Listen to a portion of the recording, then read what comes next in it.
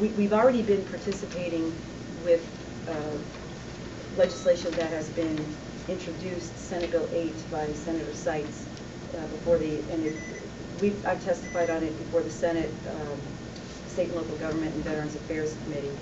And the question of whether this is something that we take that bill that's already moving and look to have many of these changes added to that bill, or start a separate bill and move two bills. That's a question of logistics that we'll be happy to work with the legislature on. But what we're most encouraged by is that these suggestions came about as a bipartisan effort, as a comprehensive and inclusive effort, bringing in people from all levels and walks of election administration. And we're pleased that we were able to gain this type of consensus, and we think that these suggestions are first and foremost voter-centered, and also where we can and maintain it voter-centered, also aimed to ease election administration headaches and also to cut costs overall, because the budget times are tight in Ohio and we recognize that. So if I can answer any questions for you, I'd be more than happy to. In the last election, we heard a couple of stories about getting to the voter database here. Did a couple of stories about people who were registered to vote in Ohio and also at the same time registered to vote in other states. They had actually both received at the same time, the same election, two sets of absentee ballots. And we had talked about the possibility of matching those databases with other states. Has anything been done on that front, and increasing the validity, quality of the database? Might that help? And interestingly enough, we have some folks on the left who think these massive purges are going on, but in reality, we have to work constantly with boards of elections as a person moves from one county to another within the state to ensure that duplicates are removed, but to do so with such care that we're not taking someone off the rolls who shouldn't come off the rolls.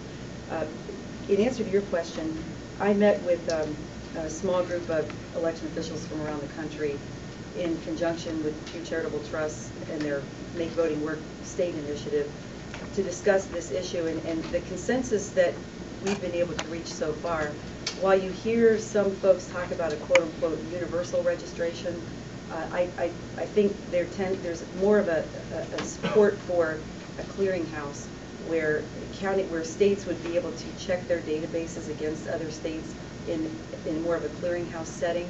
Now that's going to take quite a bit of coordination. While some states, such as about 5 states in the Midwest, have, for instance, a memorandum of understanding between the states and they share databases, and we have made overtures to do that with our surrounding states. The states throughout the country are in various stages of compliance with the Help America Vote Act.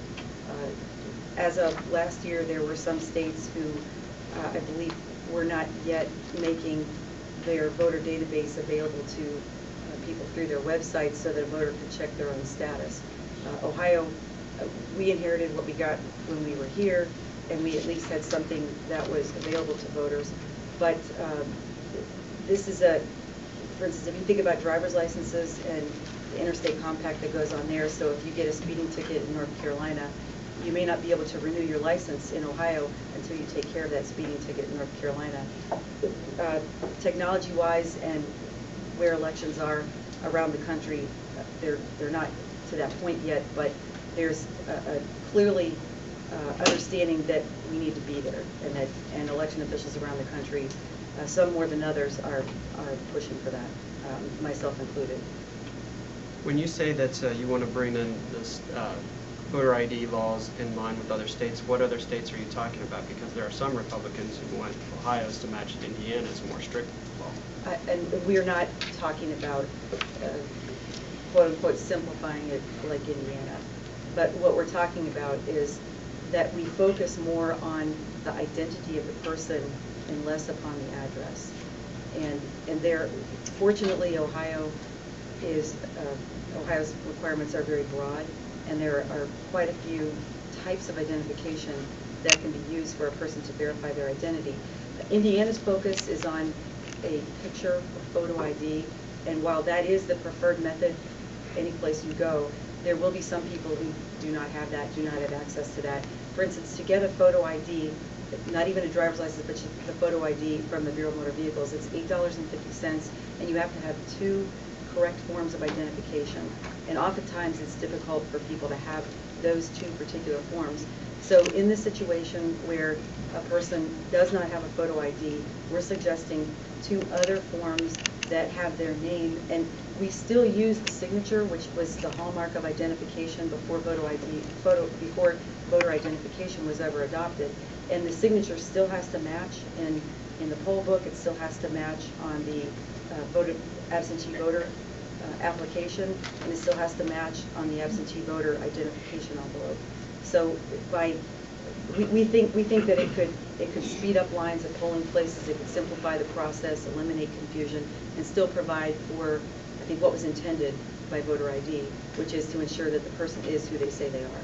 Are there any other